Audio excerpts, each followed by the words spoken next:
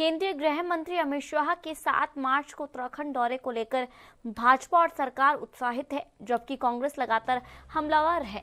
हल्द्वानी पहुंचे पूर्व विधानसभा अध्यक्ष गोविंद सिंह कुंजवाल ने कहा कि दौरा सरकारी धन का दुरुपयोग है। उन्होंने आरोप लगाया कि भाजपा सरकार के 10 साल में विकास ठोस नहीं हुआ, बेरोजगारी और महंगाई बढ़ी और जनता बुनियादी सुविधाओं के लिए संघर्ष कर रही है। कुंजवाल ने बताया कि चुनावों के लिए राजनीतिक माहौल बनाया जा रहा है।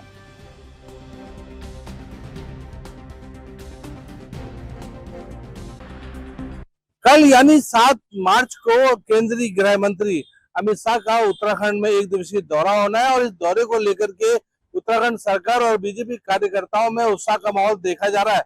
जहां एक तरफ बीजेपी कार्यकर्ता और सरकार उत्साहित दिख रही है, तो वहीं दूसरी तरफ कांग्रेस ने अमित शाह के दौरे पर निशाना साधना शुरू कर दिया है।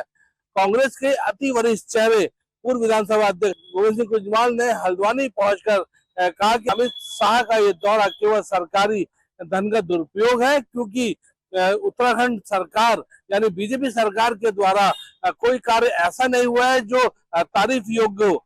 भारतीय जनता पार्टी को लगातार 10 साल हो जाते हैं शासन करते हुए, और केवल उनके दौरे और अखबारों में जो आ रहा है उसके अलावा जमीनी स्तर पर कहीं पर भी कोई काम नहीं हुआ।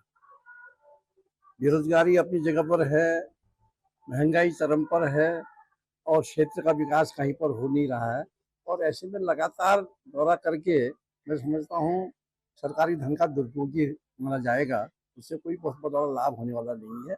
और इस समय किसी भी रूप में भारतीय जनता पार्टी कुछ भी कर दे, इस प्रदेश में सरकार बनाने से रुकेगी, वो नहीं आ पाएगी।